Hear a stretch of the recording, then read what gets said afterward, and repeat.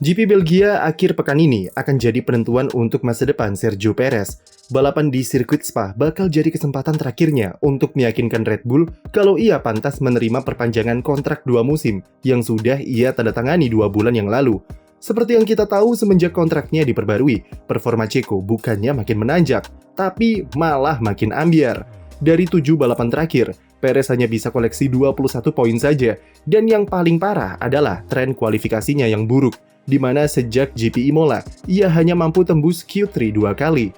Apalagi ketika tim-tim lain semacam Ferrari, McLaren, dan Mercedes, kedua pembalapnya sudah bisa menang balapan. Red Bull sejauh ini cuma bisa meraihnya bersama Max Verstappen. Performa semacam itu tentu tidak ideal bagi Red Bull, yang saat ini sangat membutuhkan kehadiran Perez di papan atas untuk membantu Max Verstappen menghadapi gempuran dari duo McLaren yang makin menggila.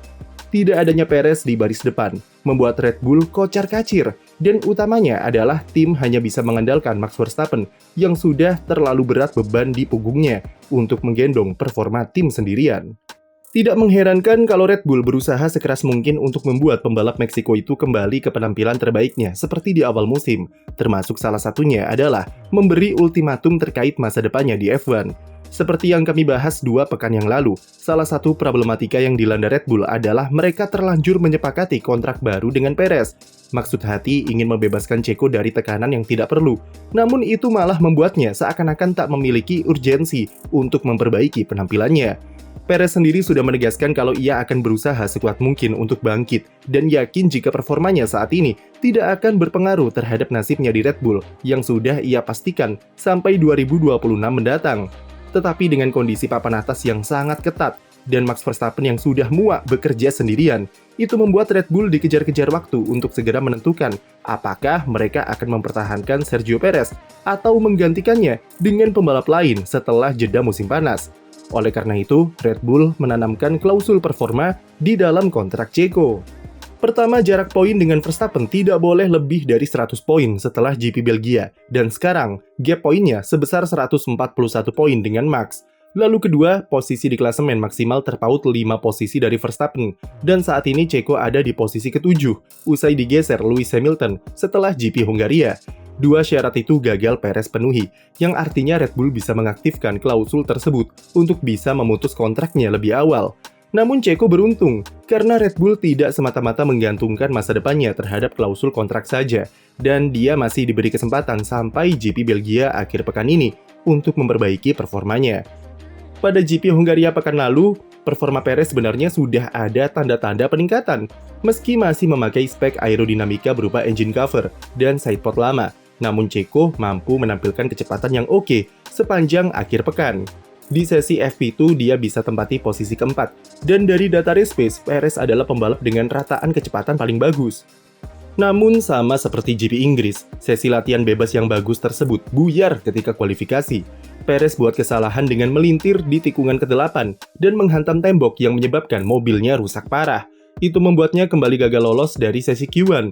Yang parahnya, ia lakukan 2 balapan secara berturut-turut, mengingat di GP Inggris, ia juga alami insiden di kualifikasi. Skenario insidennya juga sama, yaitu ketika situasi trek setengah basah dan Perez gagal membaca kondisi aspal dengan baik yang menyebabkan kehilangan kendali. Tapi walaupun gagal di sesi Q1 dan harus start dari posisi ke-16, Checo jalani balapan GP Hungaria yang bisa kami bilang sangat bagus dan menunjukkan potensi yang lumayan oke. Sempat terhalang trafik karena kesulitan menyalip George Russell dan beberapa pembalap di depannya, Checo sukses manfaatkan strategi undercut untuk menyalip pembalap Mercedes tersebut. Setelah menyalip Russell, stint kedua Perez sangatlah kencang, dan dia bisa menyamai kecepatan dari dua McLaren di baris depan, serta mengungguli pace dari Max Verstappen. Ini menandakan 2 hal. Pertama, bisa jadi upgrade Red Bull yang terpasang di mobil Verstappen tidak bekerja.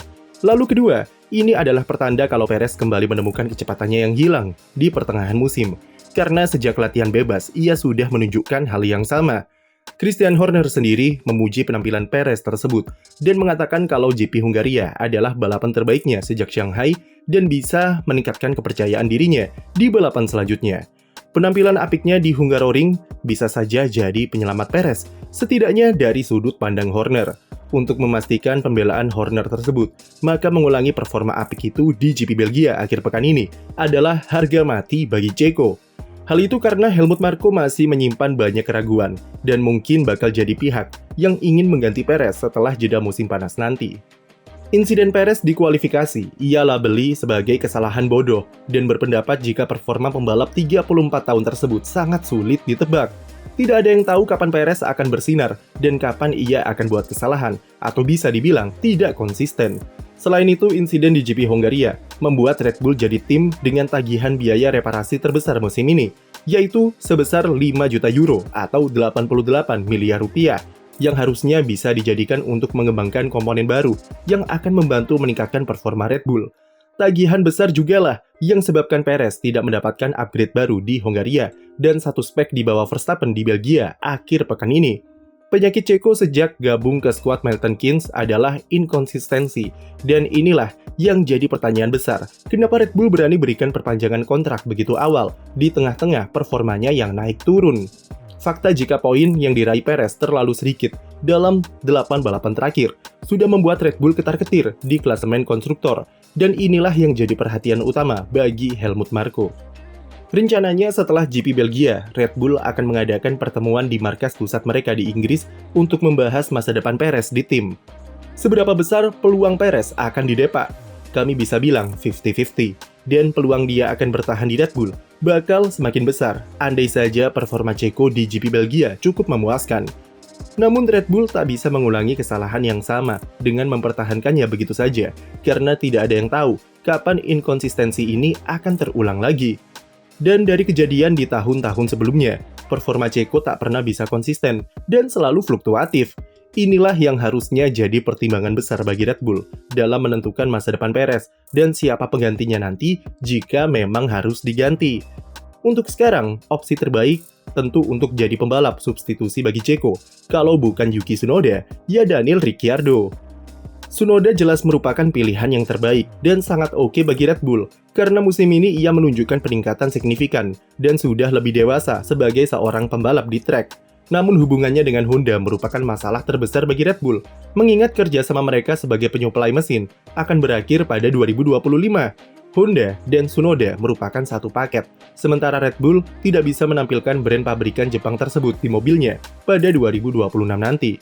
Sulit bagi Red Bull untuk mempromosikan Tsunoda, kecuali sang pembalap mau memutus hubungannya dengan Honda, yang mana itu tidak mungkin untuk saat ini.